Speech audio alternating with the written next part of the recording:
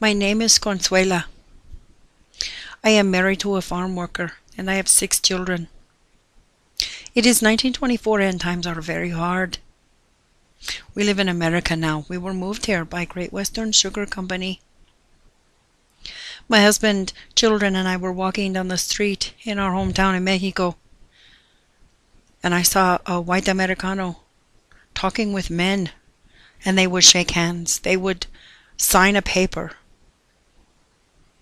And I asked my husband, "What do you think they are talking about?" And he said he did not know. But as we approached this man, the man looked at my husband and said, "Sir, are you looking for work?" My husband looked at me and the children. He said, "Sí, señor. I have a family to support, but times are hard. It's very hard to find work." And the man said, "Oh, have I got an opportunity for you?" he said. He is a recruiter from Great Western Sugar Company, and they are looking to hire men just like my husband. And he said, "There is work in America. Would you be interested in moving to America?" And my husband said, "Sí, señor, I am interested in the work, but I cannot move my family to America. I don't have the money for that." And the man said, "Well, what luck! Great Western Sugar Company will move you and your family to America." He said, "You will have a house, you will have water, and you will be walking distance from where you work." I kind of got excited. A house. We would have a house. And my children would have a yard to play in, and we would never be hungry again. My husband said, "Sí, señor, I would very much like to go to America." And the man said, "Come on in. We have an immigration officer that you need to speak to." So they went inside. Me and the children waited outside for them. I could see him talking to this other man. And they were looking at a piece of paper, and my husband put the paper down and signed it. And then they shook hands, and he came out with a big smile on his face, and he said, "We are moving to America." He said, "But I have to keep this piece of paper because they will not let us into the country without it." So we went home to pack. It did not take very long because we don't have much. As we were walking to the bus station, a big bus pulled out, and it was full of people. And I was just so excited. As we were sitting there waiting for our bus, my husband was talking to another man. And the man said he'd heard that 10,500 of us were being moved to America. I thought how wonderful, what a country, that they would send people to move us to America to work. But another woman was talking with her husband. She did not understand why a country would need men to guard the border when they needed people to come in and work. I did not understand this concept either, but I was not afraid. I was very excited. When the bus pulled up, there were many families that got on this bus, but there seemed to be more children than adults. The bus took off. Eventually it stopped, and a man in uniform got on the bus and said, "Everybody get out." So we all got back off the bus. We were standing there with our family, and the men in uniform were walking to each family. One man approached us. My husband handed him the paper. He looked at it, and he looked at me, and he looked at our children. He folded the paper back up and gave it back to my husband and said, "Things look in order. Get back on the bus." So we did. It was a very long bus ride. You see, we were going to Colorado. I did not know anything about Colorado, but I just knew when we were there because everything was so green and so pretty, and there were so many trees. I just was so excited. Our children were going to have grass to play in. Eventually the bus would stop, and he would say, "This is your stop." Us and 2 other families got off, and a man greeted us and said, "Welcome. I have been looking for you. I've been waiting. Let me show you around. And so he showed us his farm and the barn where the animals were, where the men would have to report for work. And then he took us to our house. It was not a house. It was a shanty. And there were 3 of them together. It was a wood frame with wood walls and a wood roof.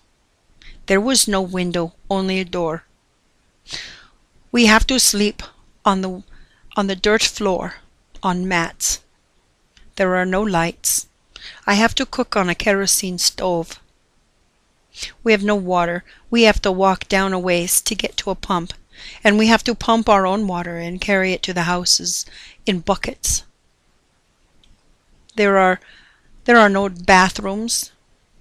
There is a toilet down a ways over by where the water pump is, but there is no door and there is no toilet seat. It is humiliating.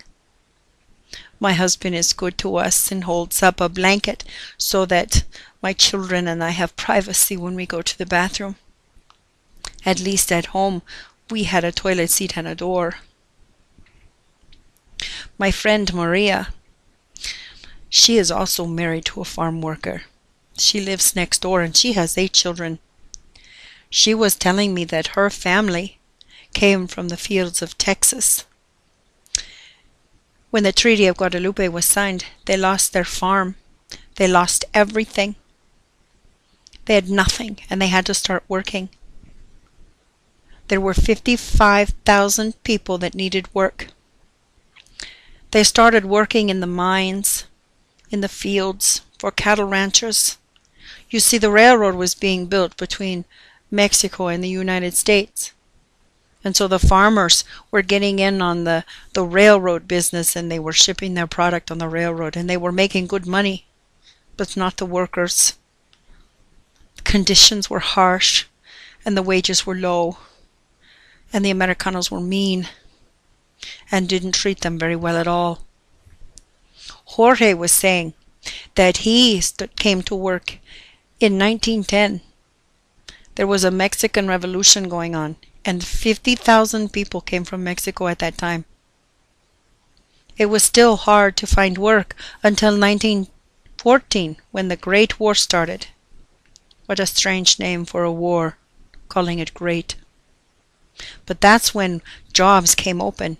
See, the Americanos started fighting, and so there were many jobs open to take the place of all of the men that were fighting. But once the war was over, the Mexican laborers were told to go home. They were no longer needed. The Americanos were mean. I understand. They are mean. Sometimes we have to go to town. We have to hitch a ride with one of the Americanos who has a truck. It's too far for us to walk with the children. They get too tired. So we ride to town. But the Americanos are mean. They point at us. They make faces at us. They talk about us. You see, I hear what they say. We are dirty. Our children are dirty. Don't they realize that we work in the fields from sun up to sundown, even the children? It is very hard work, but they don't let us use their bathrooms. They don't serve us. They have signs in their window that say, "We serve only whites, no Mexican or Spanish." I also hear other people talking about school, why our children are not in school. School? I did not know there was school. Our children have to work in the fields. Yet they say there's a compulsory law that requires all children be in school.